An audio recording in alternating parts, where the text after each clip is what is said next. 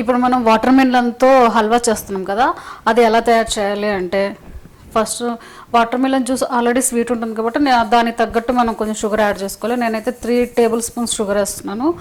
తర్వాత ఇది వాటర్ కదా, ఇది మనకు థిక్ అవ్వదు కదా, సో కొంచెం కార్న్ఫ్లోర్ అనమాట.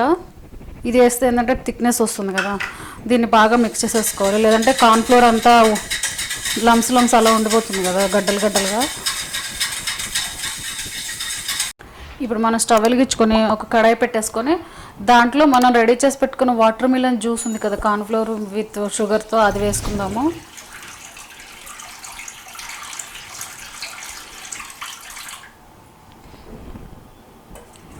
ఇది బాగా బాయిల్ అనమాట. దీంట్లో నేను ఎటువంటి ఆర్టిఫిషియల్ కలర్ యూజ్ చేయట్లేదు, ఎందుకంటే ఇది ఆల్రెడీ రెడ్ కలర్లో ఉంది కాబట్టి. చూసారు కదా ఫ్రెండ్స్, మన వాటర్ మిలన్ హల్వా రెడీ అవుతుంది. కొంచెం దగ్గరకు వస్తుంది అనమాట, ఇది థిక్ అవుతుంది. ఇప్పుడు మనం ఈ స్టేజ్లో ఉన్నప్పటి నుంచి ఏంటంటే నెయ్యి వేసుకుంటూ ఉండాలి. హల్వాకి ఎలాగో నెయ్యి వేస్తాం కదా, దీనికి అంతేనండి. మనం నెయ్యి వేసుకుంటూ చేసుకుంటూ ఉంటే చాలా బాగా వస్తుంది అనమాట.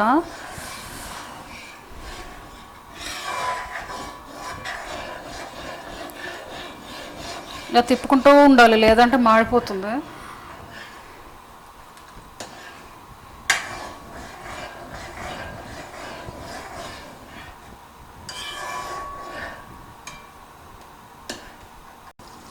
చూడండి ఫ్రెండ్స్, ఎంత బాగా వస్తుంది కదా. మనం ఏంటంటే మధ్య మధ్యలో నెయ్యి వేసుకుంటూ చేసుకుంటే చాలా బాగుంటుంది అనమాట టేస్ట్. అది కొంచెం కొత్తగా, రొటీన్గా ఒకటే ఏం తింటాం, అప్పుడప్పుడు ఇలా కొత్తగా.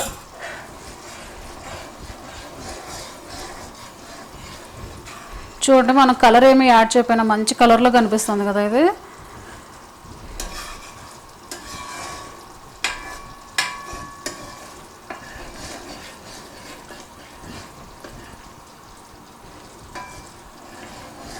చూడండి ఫ్రెండ్స్, ఎంత బాగా వస్తుంది కదా మనకి హల్వా. ఇది ఇంకా కొంచెం దగ్గర పడే వరకు ఉంచుకోవాలన్నమాట. నేను ఏంటంటే ఇది సిమ్లో పెట్టి చేస్తున్నాను, హైలో పెడితే మాడిపోతుంది. కానీ మనకి టైం ఎక్కువ తీసుకున్నాం సిమ్లో పెడితే, కానీ టేస్ట్ మాత్రం అద్భుతంగా ఉంటుంది కదా, అందుకని.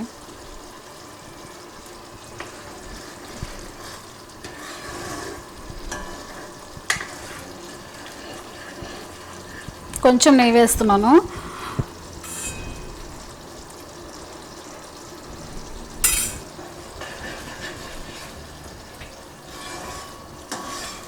చూసారు కదా ఫ్రెండ్స్, ఇలా రావాలన్నమాట మనకు ఫైనల్గా. ఇప్పుడు దీంట్లో మనం కొంచెం డ్రై ఫ్రూట్స్ అనమాట, నేను ఆల్మండ్స్ పిస్తా వేస్తున్నాను. వేసేసి స్టవ్ ఆఫ్ చేసేసుకుందాము. నెక్స్ట్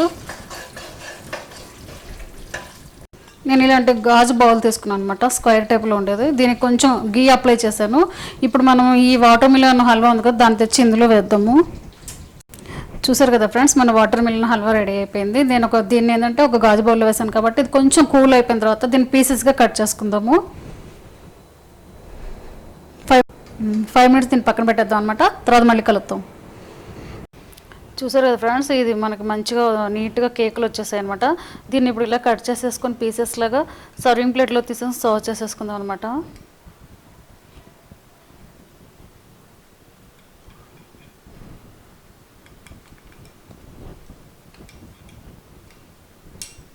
ఫ్రెండ్స్, మన వాటర్ మిలన్ హల్వా రెడీ అయిపోయింది. దీన్ని సర్వింగ్ ప్లేట్లో తీసి సర్వ్ చేసేసుకున్నాం అనమాట. మీకు కనుక ఈ వీడియో నచ్చినట్టయితే మీరు కూడా ఇంట్లో తయారు చేసుకుని మీకు ఎలా వచ్చిందో నాకు కామెంట్ సెక్షన్లో కామెంట్లో పెట్టండి. Thanks for watching the video.